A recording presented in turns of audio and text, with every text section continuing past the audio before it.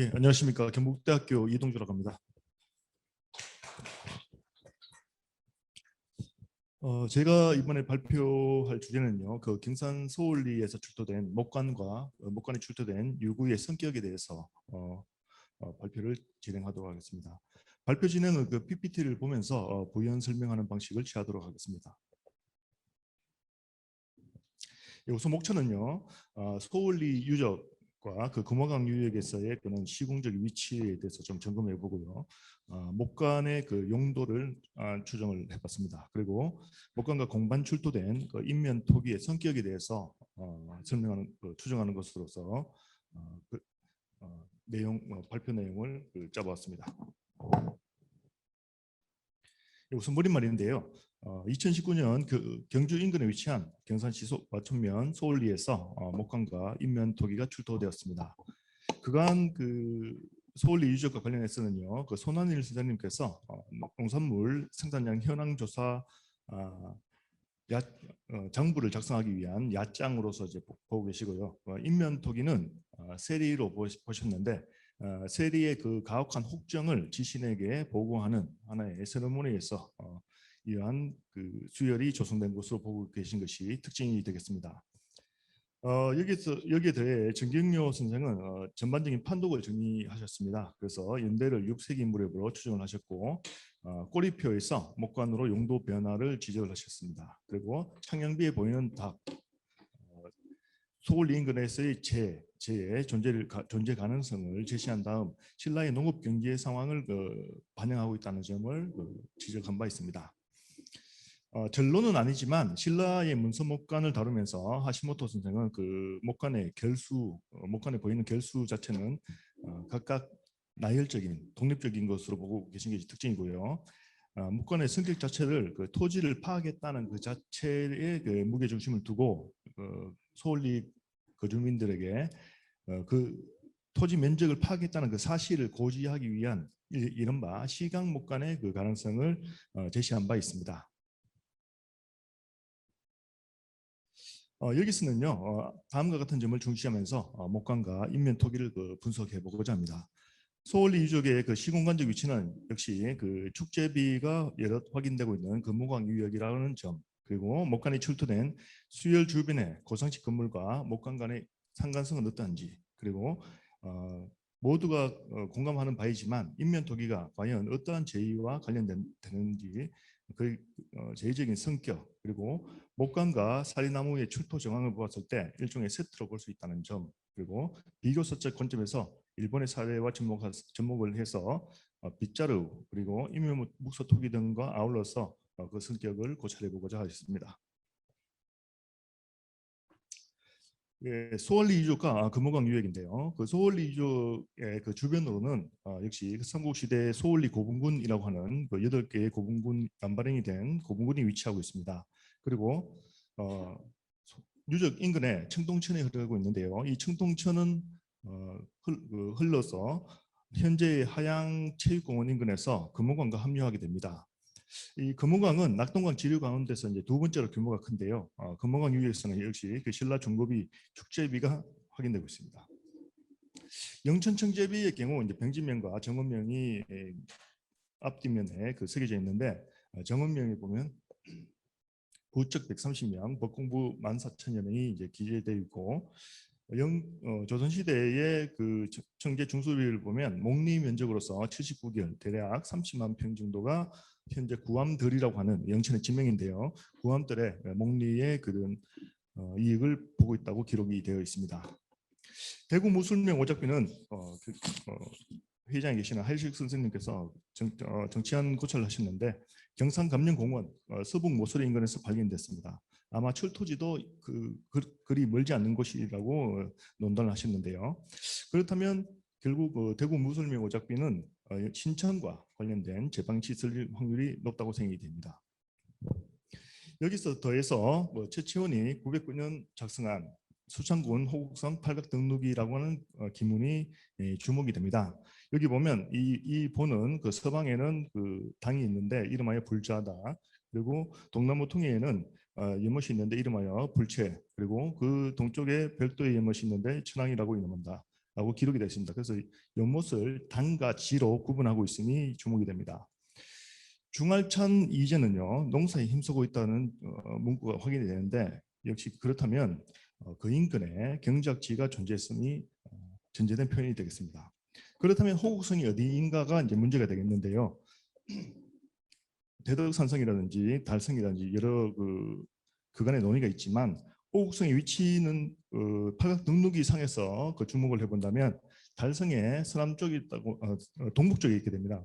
호국성의 서남방에 달성이 있다고 했으니까 역으로 추산을 해보면 달성의 동북쪽에 위치한 것이 되어 있고 절벽에 길게 이어진 성으로 묘사가 되어 있습니다. 그러면 어느 정도 자연 안반을 활용한 성이 되겠는데요.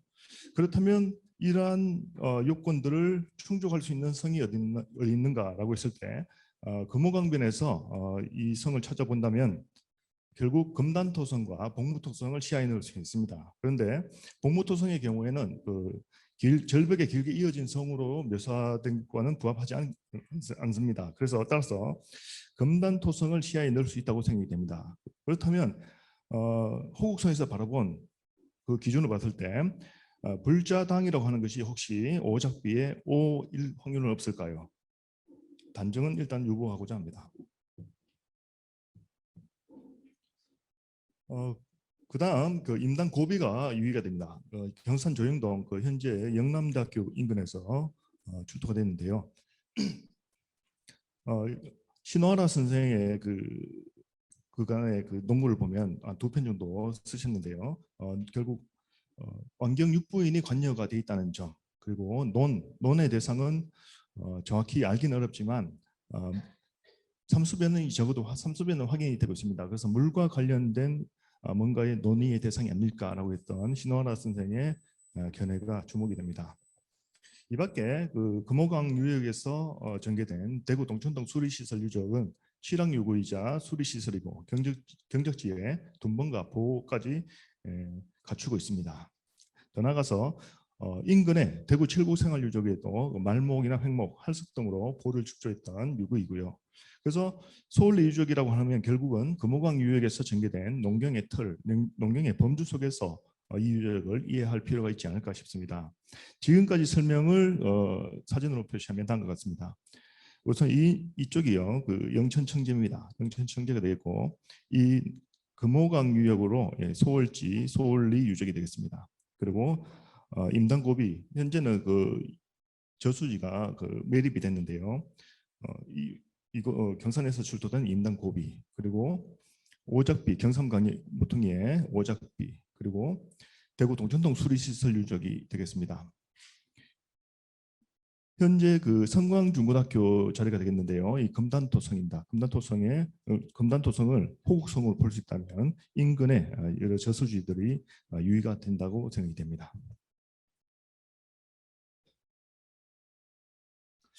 그렇다면 목간의 용도는 무엇일까라고 했을 때요. 우선 유구 배치도를 보겠습니다. 유구 배치도를 보면 수열 107호에서 목간과 인면 토기가 출토됐습니다. 그리고 좀 전에 설명이 됐다시피 인근 60m 지점에 토기 가마가 확인이 되고 있습니다. 목간은 수열 107호에서 출토가 됐는데 수열의 직경은 286, 그리고 깊이는 180, 바닥 직경이 이제 92cm라고 했을 때 상광 하엽의 형태입니다. 그리고 수열 주변에 11자형으로 크게 보면 11자형으로 배치된 형국이 있고 일정한 공지가 확인이 된다는 것이 주목이 됩니다.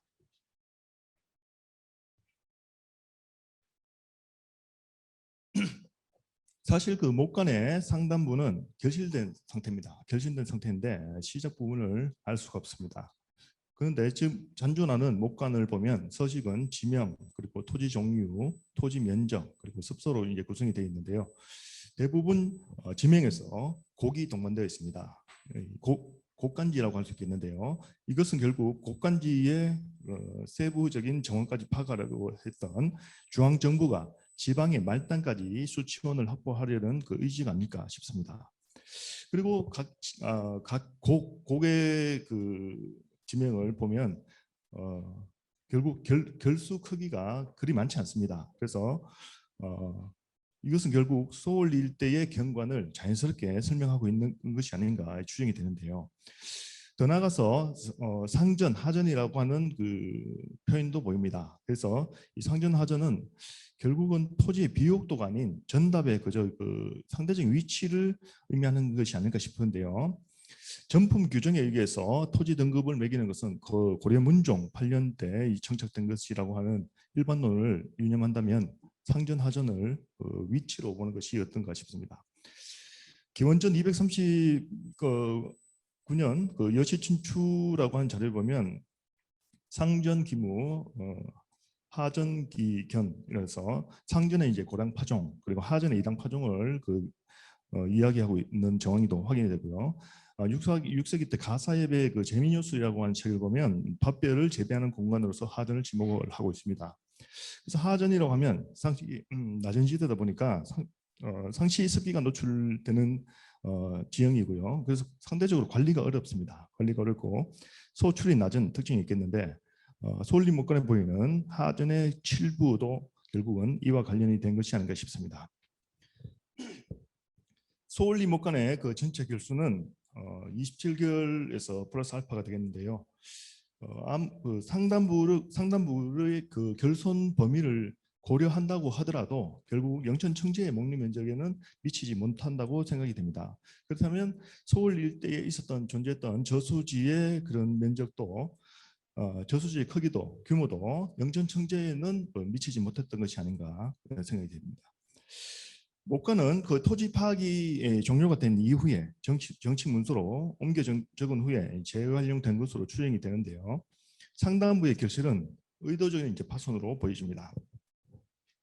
그러면 그 선후 관계를 봤을 때 일종의 빗자루 형태의 형태로 만들고 먼저 묵수를 했는가 아니면 묵수한 이후에 빗자루 형태의 손잡이로 가공이 됐는가 그 문제가 이제 향후 좀 논의의 대상이 될 것 같습니다. 목간의 노출 정황을 보면요, 그 사료 뭉치와 일종의 이제 연결되어 있는데 이른바 세트로 볼 수 있는 정황이 있습니다. 이런 형태상으로 보면 빗자루 형태로 이제 볼 수가 있겠는데요. 인근에서 출토된 나무 자기의 경우에도 뭐 철부 등의 그 형태, 판상 철부 형태의 그런 날이 결속된 것이 아닌 단순 의장용 자기로 이제 보여집니다. 다시 말해 사용 흔적이나 마모흔, 제가 그 자료를 사진으로 뭐 확인했던 한계는 있지만 사진상으로 봤을 때는 결속흔이라든지 마모흔이 전혀 확인이 되지 않았습니다. 그렇다면 이것은 결국 의장 전용으로 제작된 좌기일 확률이 높다고 생각하고요. 더더군다나 자기 자루가 상대적으로 꺾여져 있습니다. 일자가 아닌 꺾여져 있는데 만약에 이대로 사용을 했다고 하더라도 힘의 전달 방향을 고려했을 때 부러지기 쉽습니다. 그래서 자루의 형태를 보더라도 이것은 단순히 의장 전용으로 제작됐을 확률이 높다고 생각됩니다. 그래서 이 두 나무 빗자루 형태의 그런 목간 그리고 자기는 함께 출토된 정황을 고려해 봤을 때 제의를 진행할 때 두 도구가 모두 필요했다는 그런 일종의 증거가 될 수 있다고 생각이 됩니다. 그렇다면 빗자루와 관련해서는요, 일본 그 만렙집에 옥추가 주목이 됩니다. 옥추는 그 현재 복원된 건데요. 칼라 유리를 그 가지가지마다 매달아서 비질, 상징적인 비질을 했을 때 서로 부딪혀서 딸랑딸랑 소리가 나는 형태로 만들었습니다. 그리고 정창원 남창의 그 자일목리추라고 하는 게 공중거래에 사용이 되는데 이것은 고야복희, 결국 뎁사리의 그 줄기를 엮어서 만들었는데요. 천황 남자가 상징적인 쟁기질을 한다면 그 여자는 상징적인 비질을 통해서 공중거래를 진행을 하게 됩니다.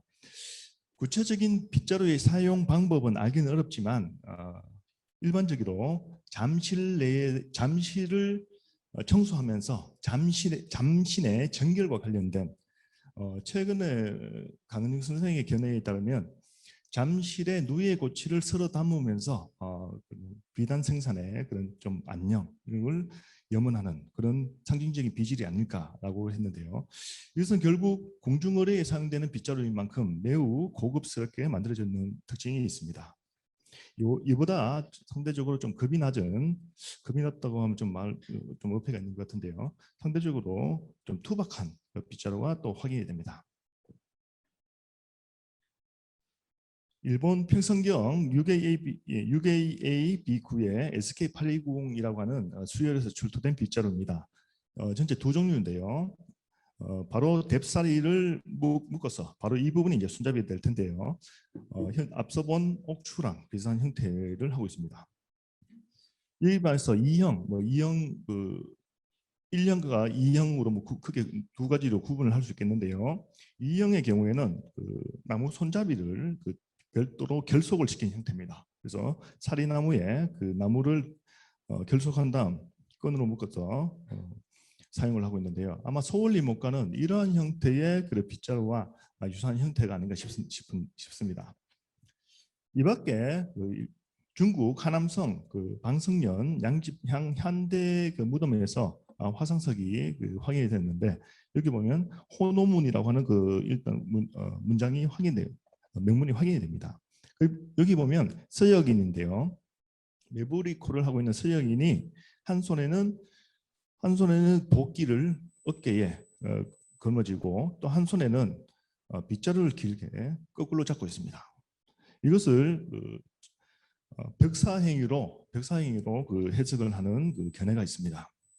그렇다면 전반적으로 소울리 수열에서 백치로 수열에서 출토된 정황을 정리를 하자면 뭔가 사악한 기운을 쓸어버리고 나무 자기는 힘과 권위를 상징하는 의장용으로 사용됐을 가능성은 없을까요?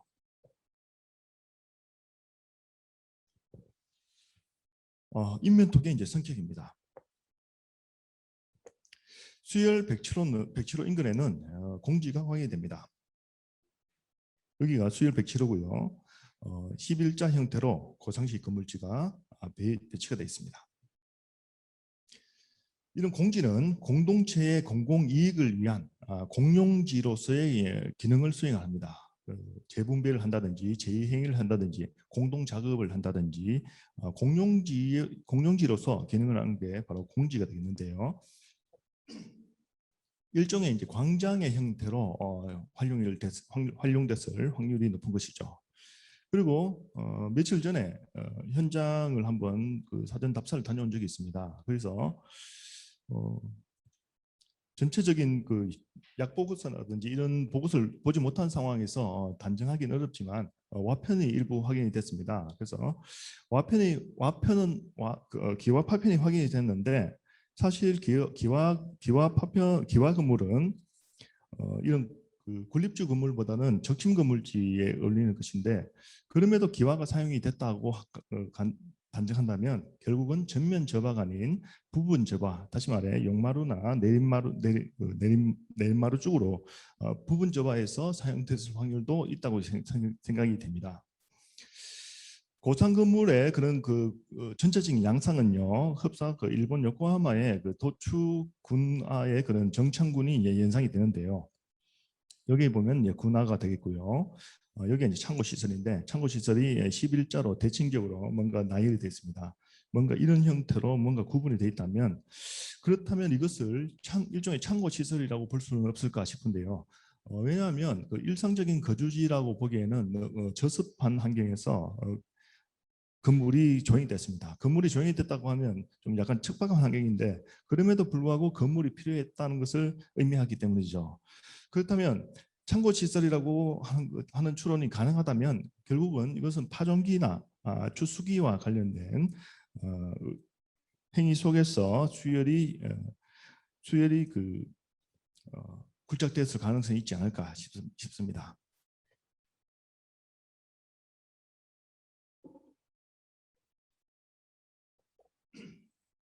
인면토기의 출토 정황입니다. 토층을 보면 크게 두 층으로 이제 보여진다고 생각이 되는데요. 그렇지만 이 수열을 볼 때 성격을 가늠할 때 가장 중요한 것은 결국은 가장 최하층입니다. 최하층에 보면 용도미 이상의 토제품이 중요하다고 생각이 되는데요. 인면문 토기와 같은 탄할 방식으로 제기됐습니다. 그러면 시기적으로는 동시대이고요. 최하층과 인면문 토기가 거의 동시대에 뭔가 움직였다는 것을 의미합니다. 최하층의 가공목재도 이제 유의미하게 이제 보여지는데요. 혹시 가마에서 이 토기가 생산되지 않았을까 뭐 고민을 해봤는데 연대가 그렇게 된다면 뭐 결국은 뭐 별개로 봐야 될 것 같습니다. 다시 한번 고민을 해볼 거고요.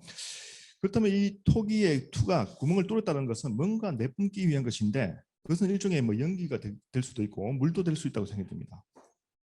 고도의 기획성이 이제 의도성이 확인되는데요.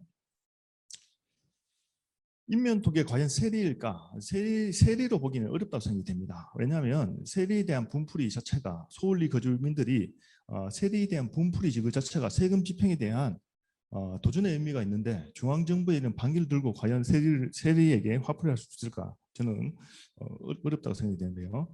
결국 인면토기는 토기 본연의 목적과는 이제 결을 달리하는 제의적인 목적이 있습니다. 일본의 묵소토기의 경우에는 더러움이나 죄를 담아 흘러보낸다 아니면 숨을 쉬어서 담아서 랩핑을 한다면 떠나보낸다라고 하는 것이 있고요. 또 신에게 공양을 하는 공양물을 담는 의미. 그리고 장장유적에서는 부엌신이라고 하는 그 명문, 그리고 가노코 시유적에서는 화나 수의 묵서가 확인되어 있고 상근전 유적에서는 입이 의도적으로 뚫려져 있는 묵소토기도 이제 확인됐습니다. 그래서 결국 이제 묵소토기라고 하는 것은 반드시 더러움, 공양과는 연결이 안 된다는 것을 유념할 필요가 있습니다. 소원리 그 수열은 결국은 그 갱신세층을 굴착을 한 다음 갱신세층이라고 하는 것은 신생대 사기 전기 토층이 될 것이고요. 과거에는 뭐 홍직세라고 불렀습니다만은 이는 의뢰에서 의뢰 집행에서 굴착에 이르는 그런 과정이 정교한 통제 속에서 이루어졌을 가능성이 크다고 생각이 됩니다. 현재도 이제 용천수가 수산한다는 것이 이제 주목이 되는데요. 그 선상에서 목간의 습수를 보면 제4 주가 확인되는데 제는 이제 본문 목간에 쓰이고 있고 사는 시간성 혹은 실선 단위를 의미한다면 결국 본문에는 확인되지 않지만 시간성을 고려한다면 뭐 4월이라고 볼 수 있다면 이거는 결국 봄과 관련되지 않을까요? 그리고 주라고 한다면 이 저수용 말목 그 부척이 활용될 수 있는 저수용 말목과 관련될 확률이 없을까 싶습니다. 결국 이 최하층의 수열 최하층의 용도 미상의 토조품은 일종의 통입니다. 통일을 볼 수 있다고 생각이 되는데요. 이 경산 임당 저습지입니다. 저습지 대구 동천동이나 대구 칠곡유적에서도 물과 관련된 곳에서 출토되는 공통점이 있습니다. 그래서 수열과 인면문 토기는 물과 관련될 가능성이 높다고 생각이 되는데요. 신라는 뭐 정천이나 용신 혹은 김경신이 북천신의 제사를 지냄으로써 물의 범람을 유도했듯이 뭔가 물과 관련된 제사, 그렇다면 봄철 그 파종과 관련된 확률의 가능성은 없을까 싶습니다. 이제 맺겠습니다. 소월리 유적은 금호강 유역에서 전개된 신라 중국이 농경문화 속에서 이제 파악할 필요가 있고, 목가는 결국 빗자루로 재활용될 확률이 있다고 생각됩니다. 그리고 자기는 힘과 근육을 상징하는 의장용, 그리고 수열은 샘통을 굴착해서 이것은 결국 수열의 성격을 반영한다고 생각이 되는데요. 수열 주변의 그런 고상식 건물이 일반 주거지가 아닌 차고시설일 가능성이 높다고 생각이 되고, 인면토기는 결국 물과 관련된 만약 이런 추정이 가능하다면 수신이나 혹은 상반신이 사람인 어령 같은 그런 물과 관련된 신일 수는 없을까? 인면토기의 투각은 무엇인가 분출되도록 설계가 되어 있는데요. 그 선상에서 비조 자료관의 물론 뭐 비교 대상이 될 수 있을까는 잘 모르겠지만 뭔가 분출되도록 유도된 것은 아닌가, 그렇게 한번 생각을 해봤습니다. 예, 이상 발표 마치겠습니다. 예, 감사합니다.